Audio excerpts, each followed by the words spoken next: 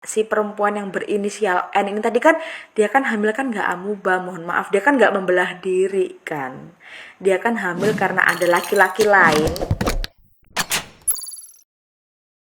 Hola netizen yang terhormat, Alshad Ahmad terpaksa menikahi Nisa Ashifa karena tengah hamil 8 bulan. 2 bulan menjalin hubungan suami istri, Alshad Ahmad menggugat cerai Nisa Ashifa ke Pengadilan Agama Bandung pada 11 November 2022. Padahal keduanya baru menikah pada 30 September 2022. Majelis Hakim kemudian memutus perkara tersebut secara fair state pada 2 Desember 2022 karena Nisa Ashifa tidak pernah hadir. Fakta itu diketahui dari salinan putusan Mahkamah Agung. Dari dokumen itu juga diketahui Nisa Ashifa tengah hamil ketika dinikahi Alshad Ahmad. Pernikahan itu dilakukan secara sirih pada 30 September 2022. Meski rumah tangganya dengan Nisa Ashifa kerap dilanda masalah, Alshad Ahmad berusaha mencari solusi dengan melibatkan keluarga kedua belah pihak. Sedangkan Alshad Ahmad diketahui menjalin hubungan dengan Tiara Andini. Kedekatan Alshad Ahmad dan Tiara Andini mulai diketahui pada Maret 2022, di mana Alshad Ahmad terekam menemani Tiara Andini manggung. Nah, gimana nih menurut netizen yang berbakti? Silahkan berkomentar ya. Dari kasusnya Tiara, gue tuh bisa menyimpulkan kalau yang namanya ngestok mantannya pacar itu nggak terlalu buruk ya. Emang gue tuh dari dulu tuh emang selalu ngestok mantannya pacar. Kayak tiba-tiba terlintas aja gitu loh. Bukan cuman ke pacar aja sih, kayak ke gebetan gitu, sering banget kayak gitu. Jadi kayak misalkan gue udah ngepoin lu, berarti ya gue tuh interest sama lu. Dulu nih gue tuh pernah deket sama cowok. Kita tuh deket dari dating apps. Nah, kebetulan dia tuh kuliah di sini. Gue kepoin karena gue emang udah interest kan sama dia, gue udah nyambung. Kok gue tuh nggak tahu IG dia, apa dia. Langsung gue cari tahu, ketemu YouTube-nya, Instagram-nya, Facebook-nya, gue telusuri. Terus gue cari tahu, oh ini mantannya ya. Ini mantan kamu ya? Hah, kok kamu bisa tahu sih? Wah, wow. Langsung dia tuh kayak cewek tuh sengeri itu loh, sumpah. Ya gak tahu sih kalau kalian, ya gue itu gue. Meskipun emang kadang ngelakuin hal kayak gitu tuh bikin hati cenat-cenut. Kenapa? Karena kita tuh ngelihat postingan lama-lama dia tuh kayak bucin banget kan sama mantannya. Kayak apa sih? Kamu tuh di aku. Tapi entah kenapa gue tuh sekarang mulai mengurangi ngestok kayak gitu tuh. Karena capek cuy. Kadang kalau kita misalkan nemu sesuatu yang bikin ngeganjel tuh kepikiran, overthinking. Terus ujung-ujungnya bikin ribet. Gue sampai sedetail itu nyari tahunya tuh kayak tiba-tiba aja. Pernah gue tuh bikin akun palsu ya. Gue sampai sekarang punya akun Facebook palsu nih kan. Gue buat ngestok mantan gue doang. Gue tuh udah lama nggak buka akun itu. Cuman tujuan gue tuh cuman ngestok mantannya, terus pacar barunya, terus dianya gitu. Terus kayak gue tahu gue tuh cuman ngestok, oh kehidupan dia begini gitu. Maaf, gue tuh freak parah. Kalian pasti tahu kasus dari Tiara dan Alshad yang lagi rame sekarang. Ya Allah, jelek banget rambut aku, ya udahlah. Dan akhirnya aku berpikir bahwasanya kita kalau punya pacar tidak terlalu dosa-dosa amat untuk ngepoin mantan pacar kita. Gak hanya mantan pacar, cuman mantan gebetan pun juga iya.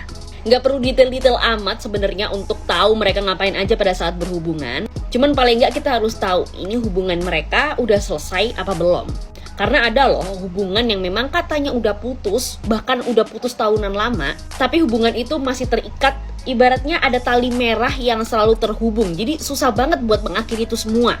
Karena kalau udah tahu seperti itu nih, yang ibaratnya belum selesai hubungan yang terdahulu, yang sakit hati itu bukan hanya satu orang, tapi 3 hati coy. Ya kamu, pasangan kamu, sama orang terdahulunya. Apalagi kalau hubungan mereka yang dulu itu sudah ada hubungannya sama kenal keluarga. Itu jauh lebih susah. Tapi itu balik lagi keputusan kalian gimana cara menanggapinya. Aku pun juga dulu punya mantan yang udah terlanjur dekat dengan keluarganya.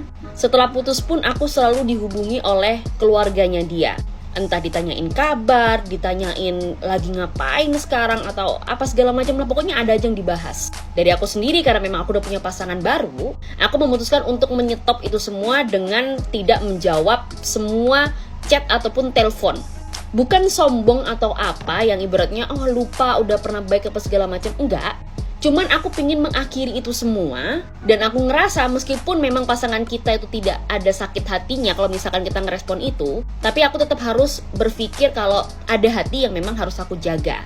Gak baik dong say kalau misalkan kita masih berhubungan sama mantan tapi kita udah punya pasangan baru. Begitupun juga keluarganya pacar aku yang sekarang.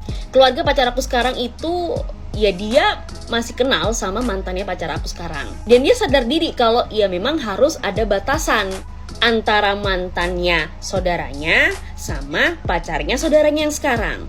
Terus tingkat kedewasaan orang tidak dinilai elu bisa temenan sama mantan atau bahkan elu bisa temenan sama pacarnya mantan elu. Sama sekali nggak, gue nggak tahu itu siapa mindsetnya ada gitu. Oh berarti udah dewasa elunya. Kagak kayak gitu. Tingkat kedewasaan kagak dinilai seperti itu. Jadi kalau elu nih ya merasa kalau elu udah anggap putus tapi masih bulat ambek mantanmu, karuan ojo membuat hubungan yang baru ya. Ingat. Tau gak yang paling dirugikan dari kasusnya si laki-laki macan itu tuh si bayi loh.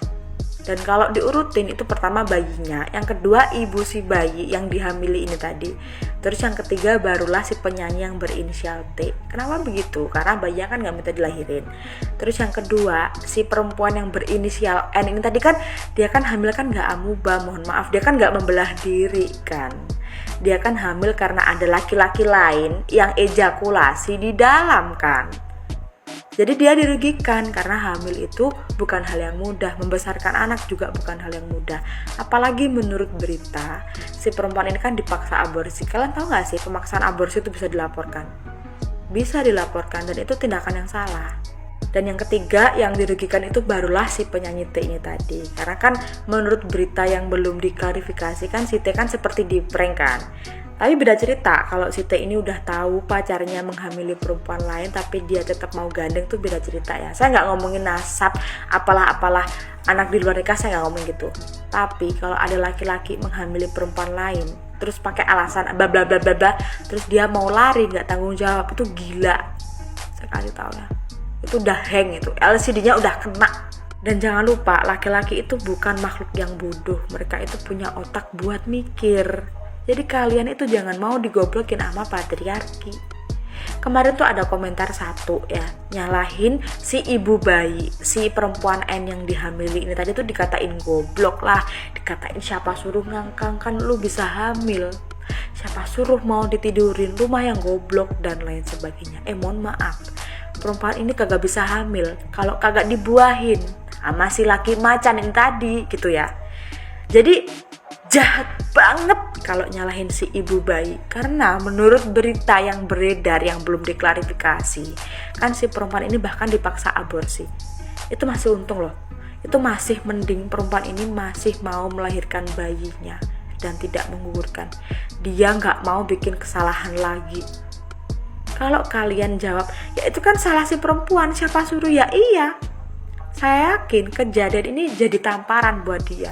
Karena di story dia aja dia bilang bahwa dia sudah depresi, down dan lain sebagainya. Berat loh melahirkan anak tanpa disanding suami, terus lihat yang menghamili masih gandeng perempuan lain, pura-pura nggak tahu, apalagi keluarganya berusaha nutupin. Itu menurut berita ya, itu tuh berat. Saya pesen ya, jangan jahat-jahat jadi manusia, jangan nyalahin si bayi. Salahin si laki-laki macan ini tadi yang sebenarnya bisa ngontrol untuk gak ejakulasi di dalam, tapi dia malah ejakulasi di dalam dan menghamili perempuan dan gak mau tanggung jawab.